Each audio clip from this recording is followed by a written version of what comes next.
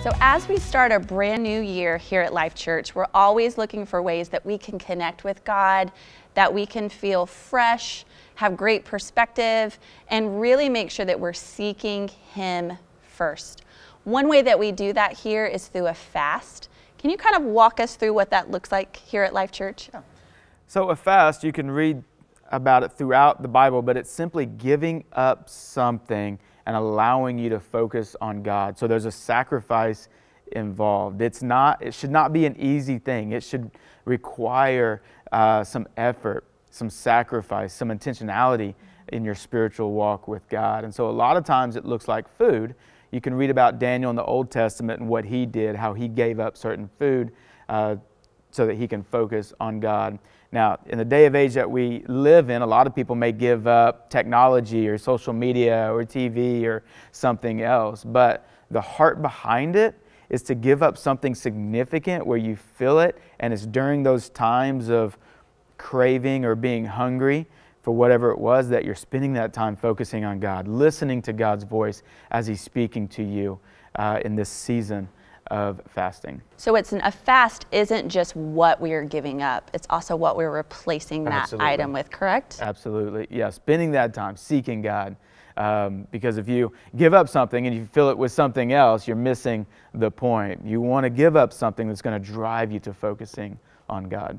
I remember a couple years ago I fasted from technology, from my phone, and it was surprising to me how much I reached for my phone in moments of dead time, right.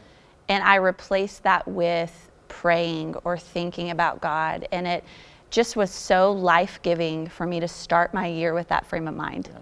That is so good. Well, there's a lot of resources online, even on YouVersion. There's a lot of reading plans about fasting, so there's some great resources to be able to equip to do this. So we talked about what that means for us to fast as individuals. What does that look like to take that to your team or your congregation? Can you kind of walk us through that?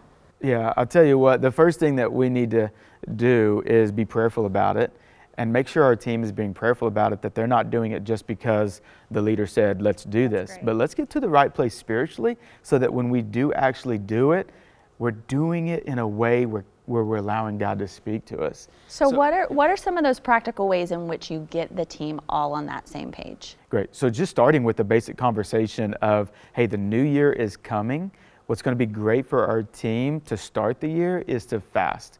And so for some people, we're going to choose food. For others, maybe technology or social media or giving up something else that's going to be significant, where you're going to feel it. You're going to know that this is something I'm giving up so that I can focus on God. So it starts with a conversation with the team, not the day before, but a couple weeks out. So it gives them time to be prayerful about it, to be ready for it. That way, when you start the fast, they're in the right place spiritually. I think too, identifying as a leader, identifying a couple people within your team that have great stories of how God has just shown up for them during that fast and allowing them to share that with the team. I think you can share that as a leader and it's great and it means a lot, but I think when you have other individuals on your team who can come alongside you and cast vision for what that has meant, especially if you have a team member who hasn't fasted before, it can be something that is a little scary or something that they're totally not sure of. So just making sure that you're sharing stories of how a fast has brought about revolution. Yeah, there's so many people who have fasted for many, many years, and those other people, this could be the first time that they ever do it. And so we just want to make sure that we don't have these wrong assumptions about it, that I'm going to fast and all these things are going to happen as a result of it. And so our expectations are, God, work in my heart. Anything on top of that is icing on the cake. Bonus. It's a bonus. It's a bonus. And so when it comes to fasting, one of the things I love about it is that it kills complacency. Because as a follower of Christ, there's times that we just get into a rut, we get into a habit, and we don't realize that we've derailed a little bit or we're off track a little bit. And so whenever we choose to fast, we're being reminded of the most important things. We're getting back on track in our spiritual walk with God. And it's in those times where we recognize that complacency and we kind of level up over that God just elevates our leadership, but then also there's revelation and new connection with him, which is so great. Yeah, that's awesome to hear from God in those times. Yes. One thing practically that our team has done for a fast is we have a resource on the Open Network from Church of the Highlands called 21 Days of Prayer, Pray First.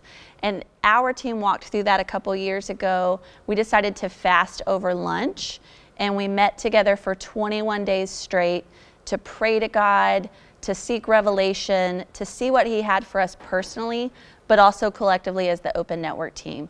So if that's something that you would like to do with your team, that's a free resource that we would love to offer to you. You can find it on open.life.church.